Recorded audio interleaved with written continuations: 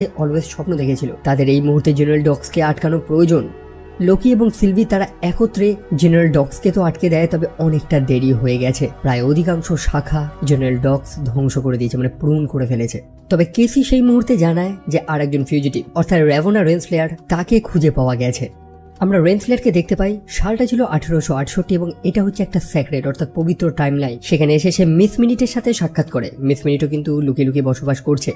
Miss মিনিটের কথা শুনে বোঝা যায় যে তারা একটা আদেশ পালন করছে। তাদের যে বস ছিল অর্থাৎ হি হু রিমেইন, সে তাকে যা যা করতে বলেছিল সেই আদেশটাই সে পালন করছে। রেভনা রেনস্লেয়ারের হাতে আমরা একটা গাইড বই দেখতে পাই টিভির, যে বইটা সে জানলা দিয়ে একটা ঘরের মধ্যে ফেলে দেয়। সেই ঘরের মধ্যে ছিল একটা বাচ্চা ছেলে যার নাম হচ্ছে ভিক্টর টিমলি। অন্যদিকে লোকি এবং মোবিয়াস ঠিক একই স্থানে আসে, তবে এবার হচ্ছে সালটা 1893 এবং এটা হচ্ছে ব্রাঞ্চ টাইমলাইন অর্থাৎ শাখা। তবে কিভাবে? দেখুন, সেই বাড়িতে যে ছোট বাচ্চাটা ছিল সে নর্মাল একটা আইসক্রিম বানাচ্ছিল, একটা সাধারণ 5টা বাচ্চার মতনই তার জীবনটা কাটতো। তবে আচমকা সে যখন নিজের হাতে টিভির গাইড বইটা পাবে, যেখানে টিভির ব্যাপারে সব কিছু লেখা রয়েছে, সেখান থেকে তার জীবনটা সম্পূর্ণ চেঞ্জ হয়ে যাবে। এটা কি হওয়ার কথা ছিল? একদমই তো না। সেই কারণেই এটা একটা ব্রাঞ্চ টাইমলাইন, একটা শাখা আলাদা। সো মোবিয়াস এবং লোকি তারা চিন্তা করছে যে ঠিক একই স্থানে রেনস্লেয়ার দুটো সময়কালে কি করেছে। মানে আমরা প্রথমে রেনস্লেয়ারকে দেখলাম সে 1868-তে এসেছিল এবং পরে সে আবার 1893-তেই এসেছে ঠিক একই স্থানে। তবে কেন? তারা এই মুহূর্তে শিকাগোতে রয়েছে, সেখানে একটা বড় ফেস্টিভ্যাল হচ্ছে, একটা মেলা বসেছে। মোবিয়াস সেখানে নিউজ পেপারে একটা খবর দেখতে পায় যে একটা ঘড়ির মতন দেখতে ভূত দেখে গ্রামের লোকেরা ভয় পেয়ে গেছে। মোবিয়াস তো বুঝেই গেছে যে এটা ভূত তো না, এটা হচ্ছে মিস মিনিট। অন্যদিকে লোকি সেখানে 3টে নর্স গডের স্ট্যাচু দেখতে পায়। একটা হচ্ছে তার ভাই থর, একটা হচ্ছে তার পিতা ওডিন এবং তার পাশে ছিল আর একটা চরিত্র যার নাম হচ্ছে বাল্ডার দ্য ব্রেভ। লোকি অবাক যে সেখানে তো তার স্ট্যাচু থাকা প্রয়োজন, সেই বাল্ডার দ্য ব্রেভ এটা আবার কে? দেখুন, নর্সে বাল্ডারের অনেক বড় গল্প রয়েছে, একটা বড় চরিত্র এবং তার কারণেই সেই র্যাগনারকটা হয়েছিল। এবং সে খোঁজাখুঁজি করতে করতে একটা ক্লু খুঁজে পায়। সেই কার্নিভালে একটা মানুষ শো দেখাবে যার নাম হচ্ছে ভিক্টর টিমলি এবং সেখানে টেম্পোরাল শব্দটা উল্লেখ ছিল। তারা বুঝে গেছে যে তাদেরকে কোথায় যেতে হবে এবং রেনস্লেয়ার সম্ভবত সেখানেই থাকবে এবং সত্যি রেনস্লেয়ার সেখানেই ছিল। লোকি সেই ভিক্টর টিমলিকে চোখের সামনে দেখতে পায় এবং দেখে একেবারে অবাক। এটা তো হুবহু সেই মানুষটা অর্থাৎ হি হু রিমেইন্স, যাকে লোকি দেখেছিল। অ্যাকচুয়ালি এটা তার ভেরিয়েন্ট। বর্তমানে সে নানান ইনভেনশন করে। সেই স্টেজে সে একটা তার যন্ত্রের ডেমনস্ট্রেশন দেখাচ্ছে, যে যন্ত্রটার নাম দিয়েছে সে টেম্পোরাল লুম। এবং অবশ্যই সেই টিভির গাইড বইটা পড়েই সেই যন্ত্রটা বানিয়েছে, যে বইটাকে রেনস্লেয়ার বেশ কয়েক বছর আগে তার বাড়িতে ফেলে এসেছিল যখন সে খুব ছোট একটা বাচ্চা ছিল। সে ভিক্টর টিমলি নামক মানুষটা স্মার্ট হলেও সে প্রচন্ড বদমাইশ। নানান মানুষকে তার নিজের আবিষ্কারের টোপ দিয়ে তাদের থেকে টাকা লুটে নেয় সে। স্বাভাবিকভাবে বহু মানুষ তার জীবনের পিছনে পড়ে রয়েছে। তো এখন প্রশ্ন হচ্ছে যে কারা কারা সেই ভিক্টর টিমলিকে খুঁজতে এসেছে। রেনস্লেয়ার এবং মিস মিনিট তারা রয়েছে। মিস মিনিট বলেছিল যে সে তার বসের আদেশ পালন করছে, তবে সেই ভিক্টর টিমলিকে দিয়ে সে কি করবে সেটা এখনো পর্যন্ত স্পষ্ট হয়নি। অন্যদিকে লোকি তারা তো রেনস্লেয়ারকে খুঁজছেই, একই সাথে সেই ভিক্টর টিমলিরও তো প্রয়োজন, কারণ সেই মানুষটা হচ্ছে সেই হি হু রিমেইন্সের ভেরিয়েন্ট।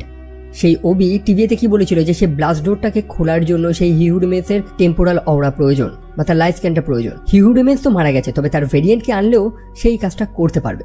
আর তারপরে সিলভি আবার সেই স্থানে গিয়ে পৌঁছায়, মানে সে পৌঁছে রীতিমতো 16 গলা পূর্ণ করে দিয়েছে। সে সেখানে এসেছিল সে ভিক্টর টিমলিকে হত্যা করার জন্য। সিলভি তো আগেই বলেছিল যে সেই হি হু রিমেইন্সের যতগুলো ভেরিয়েন্ট থাকবে সে সবাইকে হত্যা করবে। আর কি লোকি থেকে আটকানোর চেষ্টা করছে, কারণ তাকে হত্যা করলে আবার জগাখিচুড়ি হয়ে যাবে। আর সেই সুযোগে রেভনা এবং মিস মিনিট চুপচাপ সে ভিক্টর টিমলিকে নিয়ে চলে যায়। রেভনা ভিক্টর টিমলিকে একেবারে শর্টে টিভির ব্যাপারটা জানিয়ে দেয় যে তারই একটা ভ্যারিয়েন্ট ছিল যে সেই টিভিটা বানিয়েছিল। মোটমাট কথা হচ্ছে যে মিস মিনিট এবং রেভনা তারা এই ভিক্টর টিমলিকে আবার সেই হি হু রিমেইন্স বানানোর চেষ্টা করছে। তবে এবার সবকিছু ঠিক থাকবে, সিলভি আর তাকে হত্যা করতে পারবে না। তারা সেখান থেকে একটা জাহাজে করে পালাচ্ছে।